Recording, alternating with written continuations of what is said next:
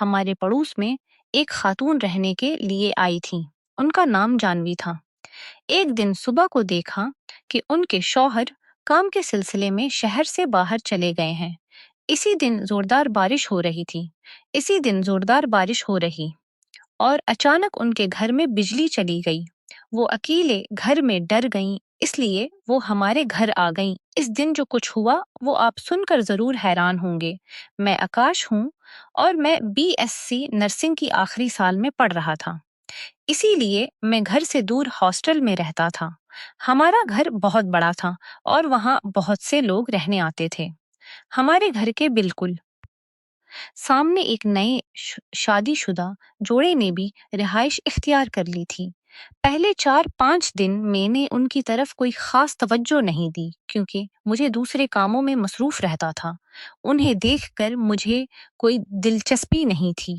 ایک دن میں اپنے کمرے میں بیٹھا کتابیں پڑھ رہا تھا کہ اچانک کھڑکی سے میری نظر ان پر پڑی۔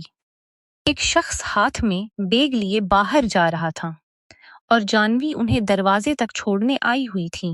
جب میں نے انہیں دیکھا تو میں دیکھتا ہی رہ گیا۔ وہ بہت خوبصورت اور دلکش تھیں۔ پہلی نظر میں ہی میرا دل دھڑکنے لگا۔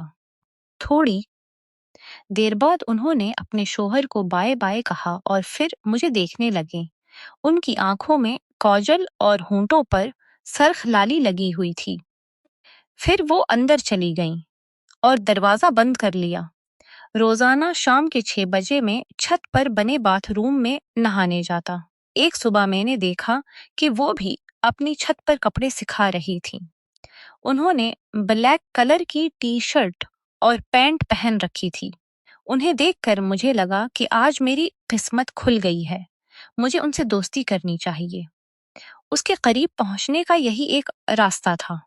ایک دن میں پہنچنے کا یہی ایک راستہ جا کھڑا ہوا۔ جب انہوں نے دروازہ کھولا تو میں ان کے گورے چہرے کو دیکھتا رہ گیا۔ انہوں نے پوچھا، کیا دیکھ رہے ہو؟ میں نے آہستہ سے کہا، مجھے تھوڑا سا کام ہے۔ تب انہوں نے پوچھا، تم سامنے والے گھر میں رہتے ہو؟ میں نے کہا ہاں۔ انہوں نے مجھے اندر بلایا اور باورچی خانے سے ایک پیالے میں چینی بھر کر مجھے دینے لگے۔ میں انہیں غور سے دیکھ رہا تھا۔ انہوں نے پوچھا، کیا دیکھ رہے ہو؟ میں تھوڑا گھبرا گیا اور کہا کچھ نہیں، ایسا ہی، اور وہاں سے چلنے لگا۔ اب میں روز کسی نہ کسی بہانے سے ان کے گھر جانے لگا اور ہماری دوستی بڑھتی گئی۔ کبھی کبھی وہ بھی بات کرنے کے لیے میرے گھر آتے۔ آہستہ آہستہ میں ان کے بارے میں بہت کچھ جان گیا۔ ان کا نام جانوی تھا۔ انہوں نے گریجویشن تک پڑھائی کی تھی۔ وہ میرے ساتھ کھل کر باتیں کرنے لگے۔ انہوں نے مجھے اپنی ذاتی زندگی کے راز بتانا شروع کر دیے۔ بتایا کہ کالج کے زمانے میں ان کا ایک بوائے فرینڈ تھا۔ جب والدین کو اس بات کا پتہ چلا تو انہوں نے جلدی سے ان کی شادی کرا دی۔ انہیں کھانے پینے اور اچھے کپڑے پہننے کا شوق تھا۔ میں ان کی ساری باتیں جان گیا تھا۔ وہ مجھے صرف دوست نہیں سمجھتی، میرے انداز سے سمجھ گئی تھیں، بلکہ میرے ان کے بارے میں کیا سوچتا ہوں۔ پھر ایک دن زوردار بارش ہو رہی تھی۔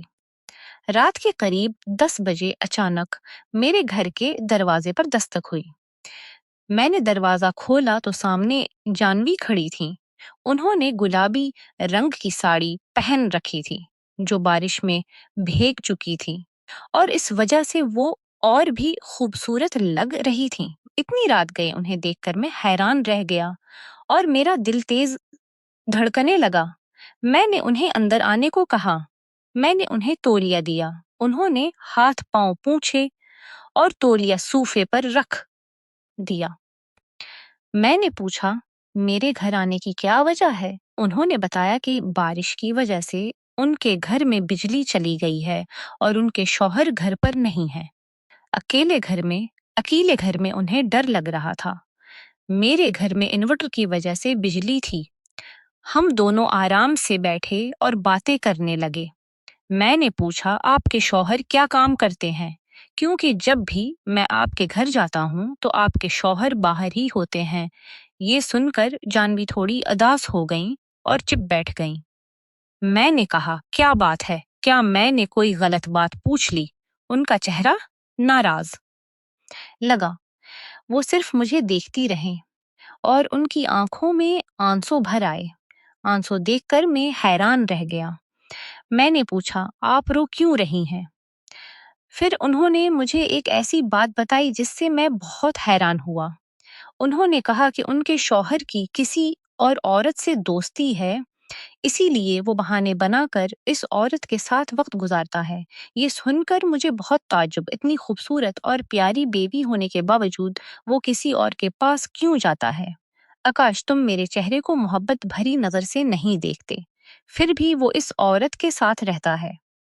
شادی سے پہلے بھی وہ ایسا کرتا تھا۔ آج کے معاشرے میں ہمیشہ لڑکیوں کو ہی برا بھلا کہا جاتا ہے، لڑکوں کی کوئی بات نہیں کی جاتی۔ یہ کہہ کر وہ رونے لگیں۔ میں نے ان کے کندھے پر ہاتھ رکھا اور انہیں تسلی دینے کی کوشش کی۔ وہ میرے قریب آئیں اور مجھ سے چمٹ کر رونے لگیں۔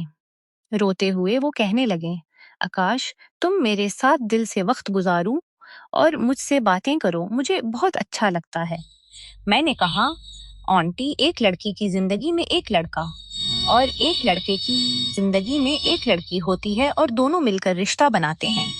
یہ سب کیا ہو رہا ہے آنٹی؟ وہ ہنس پڑیں، لیکن انہیں ٹھنڈ لگ رہی تھی اور وہ کانپ رہی تھیں۔ میں نے کہا، چلو باتھ روم میں جاؤ اور کپڑے بدل لو۔ وہ تولیہ لے کر چلی گئیں۔ بدلنے کے لیے کوئی اور کپڑے نہ ہونے کی وجہ سے میں نے انہیں اپنی لنگی اور شرٹ دے دی۔ ہم دونوں آدھی رات تک باتیں کرتے رہے۔ پھر میں نے پوچھا، کیا آپ کو نیند نہیں آ رہی؟ انہوں نے کہا، مجھے گولی کے بغیر نیند نہیں آتی اور آج میں وہ گولی ساتھ لانا بھول گئی۔ بس باتیں کرتے کرتے ہمیں پتہ ہی نہ چلا کب نیند آ گئی۔ ہم دونوں صوفے پر بیٹھے بیٹھے سو گئے۔ صبح 6 بجے ان کے فون کا الارم بج گیا۔ میری آنکھ کھل گئی۔ جانوی نے رات کی مدد کا شکریہ ادا کیا اور پھر اپنے گھر چلی گئیں۔ اس دن ان کے شوہر گھر آ گئے تو اس کے بعد مجھے ان کے ساتھ زیادہ وقت گزارنے کا موقع نہیں ملا۔ میری فائنل امتحانات ختم ہو گئے اور مجھے گھر جانا پڑا، لیکن جب بھی مجھے ان کی یاد آتی تو میں ان سے ملنے جاتا۔ وہ مجھے دیکھ کر بہت خوش ہوتے، مگر سچ بتاؤں تو ان کی حالت دیکھ کر مجھے بہت دکھ ہوتا۔ اگر ان کے شوہر سمجھدار ہوتے تو شاید بات اور ہوتی، وہ انہیں اکیلے نہیں چھوڑتے۔ ہم صرف دوست تھے۔